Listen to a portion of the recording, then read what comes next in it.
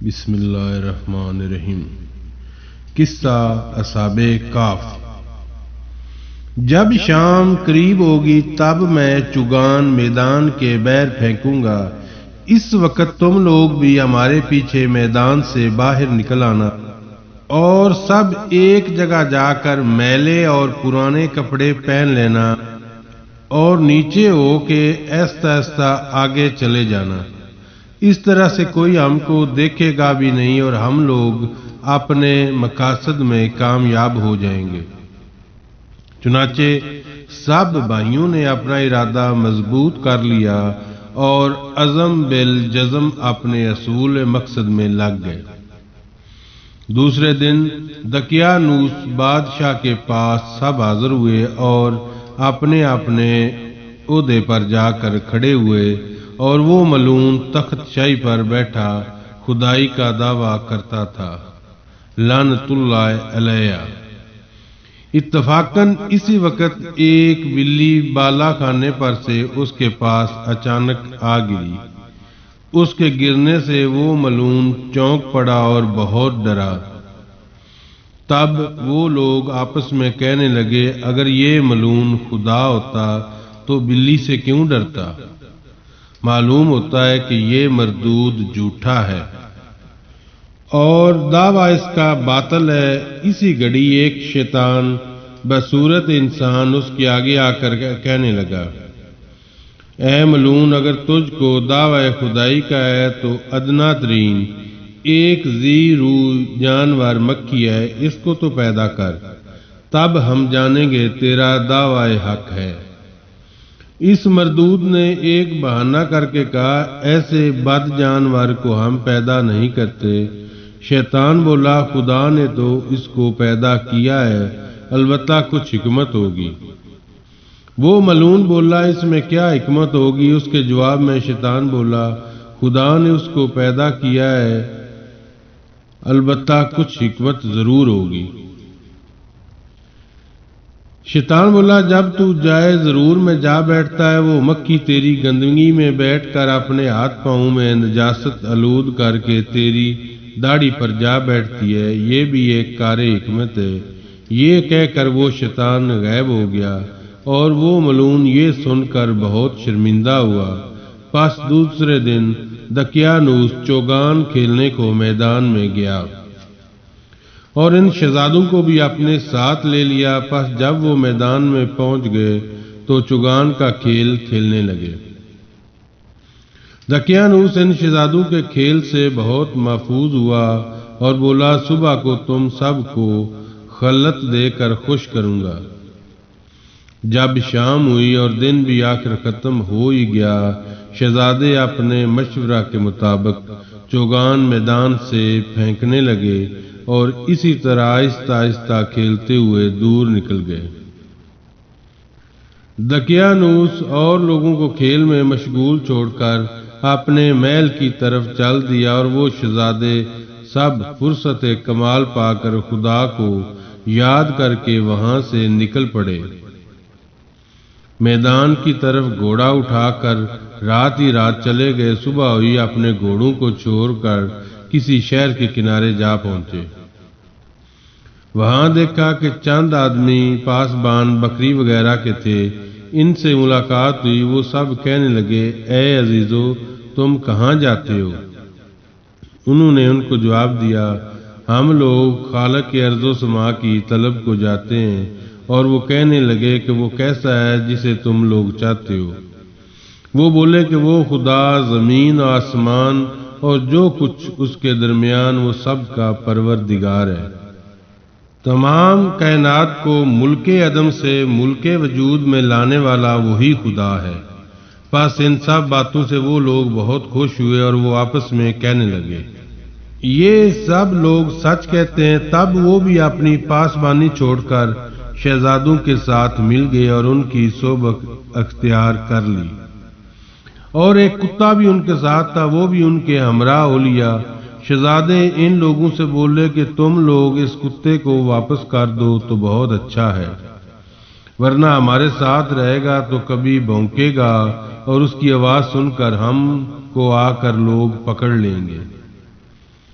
ان شہزادوں کے کہنے سے ان پاسبانوں نے اپنے کتے کو مارا پیٹا، یہاں تک کہ اس کے ہاتھ پاؤں بھی توڑ ڈالے اور سارا بدن اس کا زخمی کر دیا، تو بھی اس کتے نے ان لوگوں کا پیچھا نہ چھوڑا۔ آخر وہ کتا بھی ان لوگوں کے ساتھ رہ گیا، اور اللہ تعالیٰ نے اس کو قوت گواہی سکھائی تو کتے نے کہا، اے یارو مجھے مت مارو، تم جس کے بندے ہو میں بھی اس کا فرما بردار ہوں، اور تم جس کی یاد کو جاتے ہو میں بھی اس کو چاہتا ہوں، لہذا مجھ کو بھی تم اپنے ہمراہ لے چلو۔ بس کتے سے یہ باتیں سن کر اصحاب کہف کو ترس آ گیا اور اسے پیار کر کے اپنے ہمراہ لے چلے۔ تمام رات چلتے چلتے جب صبح نمودار ہوئی تو ایک پہاڑ کے اندر کھوہ میں جا گھسے اور بولے، یہاں ذرا دم لینا چاہیے کہ رات کی ماندگی دور ہو جائے۔ آخر وہاں ٹھہر گئے اور آرام کرنے لگے، اور وہ اسی آرام کی رات میں تھے کہ نیند کا غلبہ ہوا اور وہ سو گئے۔ اللہ قرآن مجید میں فرماتا ہے، جب جا بیٹھے وہ جوان اس کھوہ میں، پھر وہ بولے، اے رب دے ہم کو اپنے پاس مہر اور بنا دے ہمارے کام۔ پس پردہ ڈال دیا ہم نے اوپر کانوں کے ان کے، یعنی سلا دیا ہم نے ان کو نیچے غار کے کئی سال گنتی کے، پھر اٹھایا ہم نے ان کو، وہ معلوم کرے کہ ہم دو فرقوں میں سے کسی نے یاد رکھی ہے جتنی مدت وہ سوئے رہے تھے۔ الغرض دقیانوس نے اس کھیل کے میدان میں ان شہزادوں کو نہ پا کے بہت تعصب کیا اور فوراً ہی اپنے ہوشیار چند سواروں کو ان کے پیچھے دوڑایا۔ تفس و تجسس کرتے ہوئے اس کھوہ کے جا پہنچے، اور خدا کے فضل و کرم سے اس غار کا منہ بھی چیونٹوں کے سوراخ جیسا بن گیا، اور وہ سوار اس پر برابر تلاش کرتے رہے، لیکن وہ ان کا نام و نشان تک نہ پا سکے۔ آخر مجبوراً واپس چلے آئے، اور بعد روایت میں یوں آیا کہ اس کھوہ کے کنارہ پر ان سب کو مردہ پایا تھا، تو وہ لوگ اسی کھوہ میں ڈال کر چلے آئے تھے، اور اسی دن سے ان سب کا نام اور لقب اصحاب کہف ہوا۔ اور بعدوں نے اس روایت کو یوں بھی بیان کیا ہے کہ وہ بادشاہ کے باورچی کے بیٹے تھے، اور بعد ان میں نان بائی کے بیٹے۔ بادشاہ دقیانوس نے ان میں سے ایک کو جادو سیکھنے کو جادوگر کے پاس بھیجا تھا۔ ایک دن اس لڑکے کی اثنائے راہ میں ایک راہب سے ملاقات ہوئی۔ راہب نے اس لڑکے سے پوچھا، تم کہاں جاتے؟ وہ بولا، میں جادو سیکھنے جاتا ہوں۔ راہب بولا، بیٹا جادو سیکھنا تو کفر ہے، تو مسلمان کیوں نہیں ہو جاتا؟ تب وہ راہب کے کہنے سے اور خدا کے فضل و کرم سے اسی وقت ایمان لے آیا اور مسلمان ہو گیا۔ بادشاہ دقیانوس اس بات کو سن کر بہت خفا ہوا اور اس لڑکے کو پھانسی کا حکم دے دیا۔ روایت میں ہے کہ اس لڑکے کے 5 مرتبہ سولی پر چڑھایا تو بھی نہ مرا، اور اللہ کے فضل و کرم سے سلامت رہا، اور کہا، انت برب العالمین۔ آخر اس کو بادشاہ دقیانوس نے قید شدید میں رکھے۔ اس کے ہم جنس 5-6 لڑکے دقیانوس کے ملازم تھے۔ انہوں نے باہم صلاح مشورہ کر کے کسی ہیلہ سے اس کو قید سے چھڑا لیا، اور اس کے بعد وہ متفق ہو کر اس ظالم بادشاہ کے قبضہ سے اس شہر سے بغیر خدا کی عبادت کو نکلے اور ایک پہاڑ کی طرف چلے گئے، اور وہاں جا کر ایک کھوہ میں بیٹھ گئے اور وہیں سو گئے، اور ان پر خدا کی طرف سے ایسی نیند ڈالی گئی کہ وہ تقریباً 300 سال تک سوتے رہے، 309 سال۔ اور اصحاب کہف کے نام میں ان کے اعداد میں بہت اختلاف ہے، یہ سب کے سب اہل روم تھے، اور ان کا غار بھی ارض روم میں ہے۔ اور بعض کہتے ہیں کہ حضرت عیسیٰ کے دین میں تھے، اور قاموس میں لکھا ہے کہ، اور ابن قتیبہ رحمۃ اللہ نے روایت کی ہے کہ اصحاب کہف کا دین و مذہب اللہ تعالیٰ کو معلوم ہے، فقط وہ لوگ صرف توحید پر قائم تھے، اور وہ کسی نبی کی شریعت کے ساتھ منسلک نہیں ہوئے، مگر جس نے اس کی خبر پائی، موقد ہوئے اور ان کے پاس مکان زیارت بنا دیا۔ وہ نصارہ تھے اور نام ان کے یہ ہیں: مکسلمینہ و ایلخا و یکسر، مرکوش، نواس، سائنوش، سلطتوس، اور بعدوں نے کہا ہے مسکمینہ، ملیخا، یکسر، مرتنوس، بینوس، سابنوس، کفستوس، زونوس، اور یہ سب نام ہیں، اور یہ اور 7 تھے، اور ان کا 8واں ان کا کتا ہے۔ کتے کا نام کتما تھا۔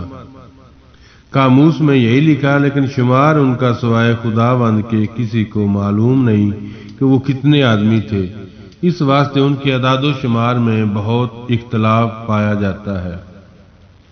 بے مصداق ایت مذکورہ کے اللہ قرآن میں فرماتا ہے: البتہ کہیں گے وہ 3 میں چوتھا ان کا کتا ہے، اور یہ بھی کہیں گے کہ 5 ہیں، چھٹا ان کا کتا۔ بغیر دیکھے نشانی کے پتھر چلانا، اور یہ بھی کہیں گے کہ وہ 5 ہے، چھٹا ان کا کتا، اور یہ بھی کہیں گے کہ وہ 7 ہیں، 8واں ان کا کتا۔ تو کہیں گے کہ پروردگار میرا خوب جانتا ہے کہ کتنے آدمی ان کے پاس ہیں۔ کچھ صحیح خبر ان کو نہیں رکھتے مگر تھوڑے لوگ۔ جب وہ لوگ 309 سال کے بعد نیند سے بیدار ہوئے، اصحاب کہف آپس میں پوچھنے لگے اور ایک دوسرے سے، چنانچہ حق تعالیٰ نے قرآن مجید میں فرمایا ہے: اور اسی طرح ان کو جگا دیا ہم نے، پھر وہ آپس میں پوچھنے لگے۔ ایک بولا ان میں سے کہ کتنی دیر سوتے رہے تم؟ وہ بولے کہ ہم سوتے رہے 1 دن یا اس سے بھی کم۔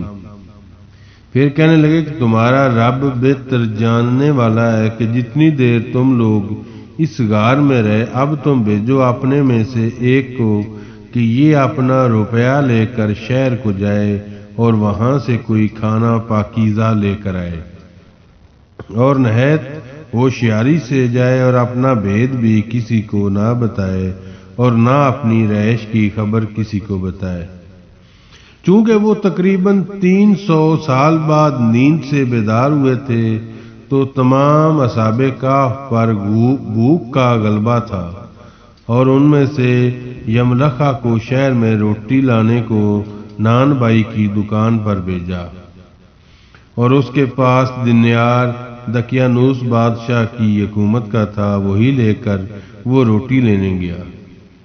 روٹی والے نے ملکیہ سے پوچھا کہ میاں یہ دینار کہاں سے لائے ہو؟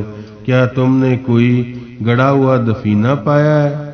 کیونکہ میں اس دینار پر دقیانوس بادشاہ کا نام دیکھتا ہوں، اور اس کو تو مرے ہوئے مدتوں گزری ہے، وہ تو کب کا مر چکا ہے، اس کا تو کوئی نام و نشان بھی نہیں۔ اب تم ایسا کرو کہ مجھے بھی اس کا کچھ حصہ دو، ورنہ میں تجھے موجودہ بادشاہ کے حضور لے جاؤں گا، اور وہ دیکھتے ہی تم سب سے روپیہ سارا چھین لے گا۔ آخر مجبور ہو کر یملیخیا نے اس سے اپنا سارا قصہ بیان کیا۔ یہ سنتے ہی بہت سے آدمی ایک جگہ پر مجتمع ہو گئے اور یملیخا کا قصہ سننے لگے، یہاں تک کہ یہ خبر موجودہ بادشاہ تک پہنچی۔ بادشاہ بہت عادل مزاج تھا، اس نے یملیخا کو اپنے حضور میں طلب کیا اور اس سے گزری ہوئی ساری حقیقت پوچھی۔ بادشاہ کے پوچھنے پر اس نے کہا، ہم لوگ کئی آدمی ہیں اور بادشاہ دقیانوس کے ظلم سے بھاگ کر فلانے پہاڑ کی کھوہ میں جا رہے ہیں، اور بعد ایک مدت کے بعد جب ہم لوگ اپنی نیند سے بیدار ہوئے تو بھوک سے بیتاب ہوئے اور برداشت نہ کر سکے، اور باقی لوگوں کو وہیں بٹھا کر میں اکیلا روٹی لینے کے واسطے شہر آیا ہوں۔ بادشاہ یہ سن کر بہت متعجب ہوا اور علماء و تواریخ جاننے والوں کو بلوایا۔ پھر ان سے پوچھا، کیا تم لوگ یہ بتا سکتے ہو کہ بادشاہ دقیانوس کو کون سے زمانے میں گزرا ہے؟ ان علماء نے متفق ہو کر بادشاہ سے کہا، جہاں پناہ جو باتیں یہ آپ کو بتا رہا ہے وہ سب سچ ہیں۔ ہم لوگ نے تاریخ میں عالم میں پڑھا ہے کہ بادشاہ دقیانوس بڑا ظالم تھا اور زمانہ سابقہ میں گزر چکا ہے۔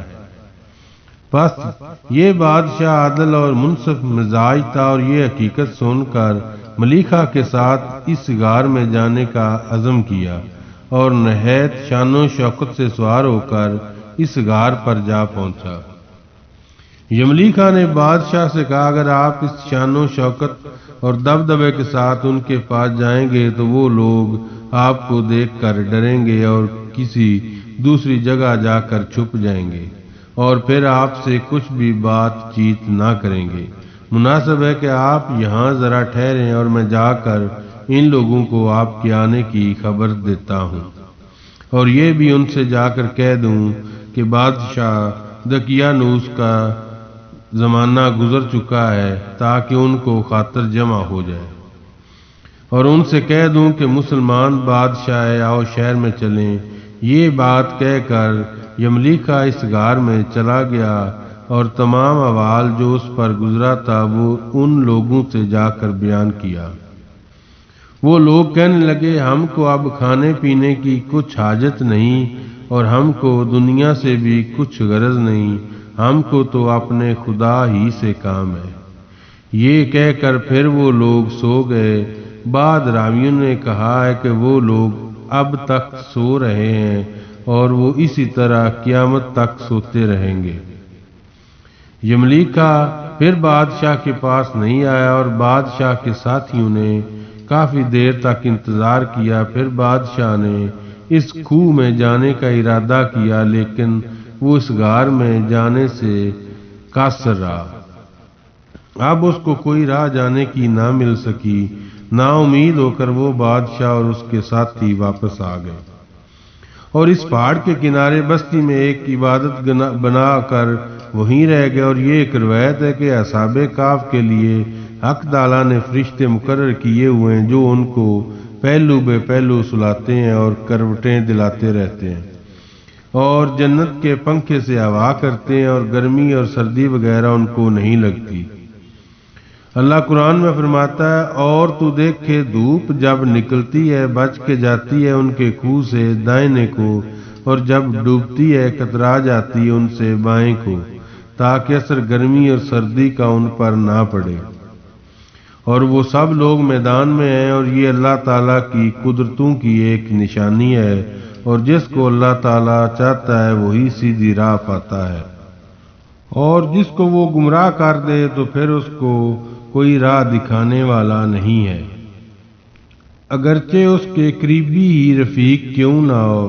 اور یہ بھی ایک روایت میں ہے کہ وہ لوگ سب سوتے ہیں لیکن ان کی آنکھیں کھلی ہوئی ہیں، تاکہ اس سے کوئی دیکھنے والا یہ سمجھے کہ وہ جاگتے ہیں۔ اور حق تعالیٰ نے اس جگہ پر دہشت رکھی ہے تاکہ لوگ اس جگہ کو تماشا نہ بنا سکے، اور وہ اس سبب سے بے آرام ہو جائیں۔ اور ان کے ساتھ ایک کتا بھی لگ گیا تھا، وہ بھی انہی کے ساتھ ہے۔ مروی ہے کہ حضرت عیسیٰ علیہ السلام کے قبل زمانے سے اصحاب کہف غار میں جا گھسے ہیں، اور بعد کہتے ہیں کہ وہ لوگ حضرت عیسیٰ علیہ السلام کے زمانے میں ہی غار میں گھسے تھے، اور وہ لوگ انجیل پر ایمان لائے تھے، لیکن اکثر کا قول کہ دین و مذہب ان کا بے جز خدا کے کسی کو معلوم نہیں تھا۔ واللہ اعلم بالصواب۔ حضرت شعیب علیہ السلام